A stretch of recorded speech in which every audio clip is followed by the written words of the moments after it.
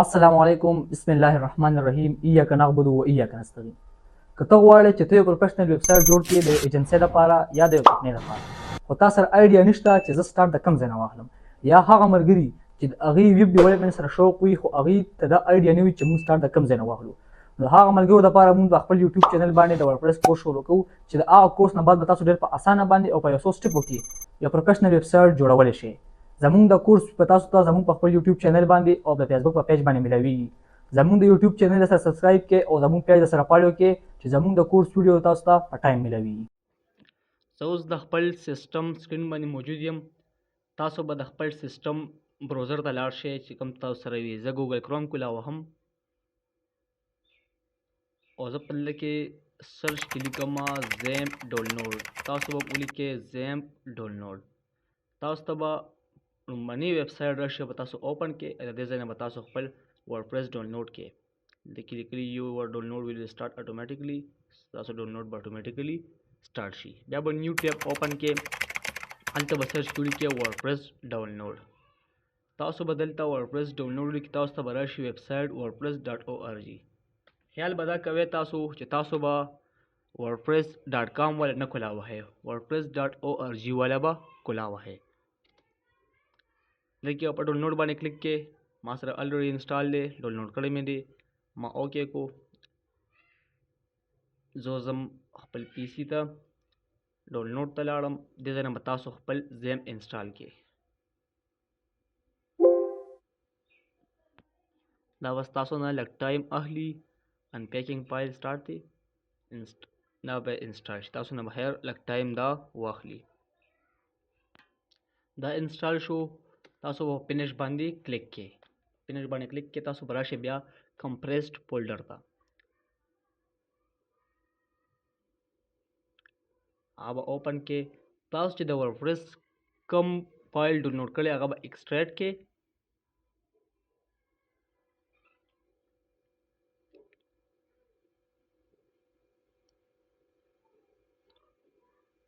هغه به بیا کاپي کې. کاپي به ووهئ. دلته کې لاړ به شئ سی ته. سی کې به تاسو سره مختلف فولډر وي. پروګرام فایلز یوزر وینډوز زیمپ په اوپن کې. زیمپ چې اوپن کې، زیمپ کې بیا تاسو ته یو فولډر ښکاري شي ایچ ټي ډاکس. ایچ ټي ډاکس ته به لاړ شئ. تاسو چې کوم فولډر کاپي کړی دی هغه به دلته پیسټ کړئ.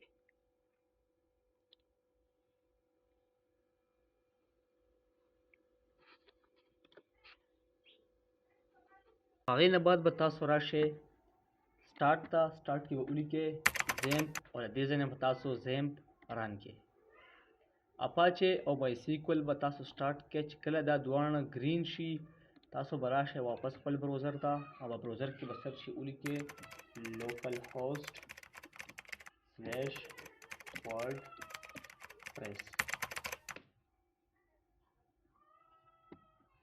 تاسو ته به دا ویب سایټ فلو شي. دا کوم ویب سایټ دی؟ دا اوس هغه کوډینګ دی، دا هغه سمارټ کوډ دی کوم چې مونږه په ایچ ټي ډاکس کې پیسټ کړی.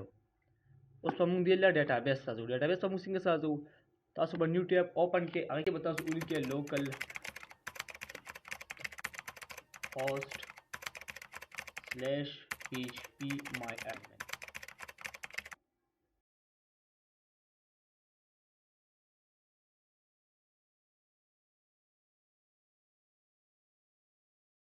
دلته به تاسو په ډیټابیس باندې کلیک کې، او دلته کې به تاسو ولیکئ ډیټابیس نیم کې به تاسو ولیکئ ورډپریس په ولیکئ. کریټ باندې وکلیک کړئ. ستاسو ډیټابیس تاسو به واپس راشئ خپل ورډپریس سیټ اپ ته. چې کوم لینګویج تاسو سلیکټ کوئ کنټینیو باندې به کلیک کړئ. دلته وایي چې ویلکم ټو ورډپریس. ورډپریس ته خوش آمدید. بیفور ګیټینګ سٹارټډ یو وی نیډ ټو نو د فالوینګ آیټم. لیټس گو باندې به کلیک کړئ. موږ ته وایي چې موږ له اوس د خپل ډیټابیس نوم راکړه. زموږ د ډیټابیس نوم څه و؟ موږ دلته کې خپل ډیټابیس ساز کړو ورډپریس. موږ دلته کې ولیکو ورډپریس. زموږ دلته کې یوزر نیم زموږ وي روټ. روټ څه شی دی؟ کله چې موږ زیم انسټال کړو نو زموږ یوزر نیم وي روټ، پاسورډ وي بلینک، مطلب خالی. زموږ پاسورډ نه وي، خالی وي. هغه ځای مونږ بدل د یوزر نیم کې ولیکو روټ پاسورډ به مونږ خالی پرېږدو ډیټابیس هوسټ چې زمونږ لوکل هوسټ دی ځکه چې مونږ لا خپل هوسټ نه دی اخیستی مونږ لوکل هوسټ انسټال کړی کوم چې زمونږ په سیسټم کې پروت دی په سبمټ باندې به کلیک کوو سبمټ باندې کلیک کوو کې به راشي مونږ ته رن د انسټالیشن رن د انسټالیشن باندې به کلیک کوو اوس وایي چې مونږ له راکې د خپل سایټ ټایټل تاسو خپل سایټ له څه ټایټل ایښودل غواړئ زه به دلته کې کېږم د فیوچر یوزر نیم ته څه دی زه اډمن ږدم پاسورډ چې ته څومره سټرانګ پاسورډ ته ایږدلی شي ته کېږده خو زه اډمن ځکه ږدم چې ما ته بیا وروسته خپل پاسورډ یاد وي چې زما نه وي خو ته به اډمن پاسورډ او اډمن یوزر نیم نه ږدې ځکه چې ستا ویب سایټ هیک کیدی هم شي دلته کې به خپل ایمیل ورکړې د future@gmail.com دلته به خپل جیمیل ورکړې او انسټال ورډپریس باندې به کلیک کړئ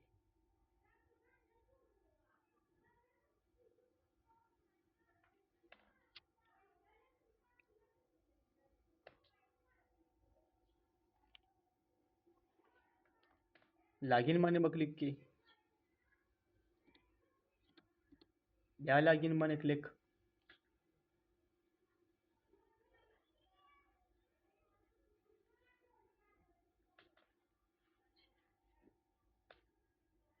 او دلته کې مونږ ته خپل ډیشبورډ کولی شو ویلکم ټو ورډپریس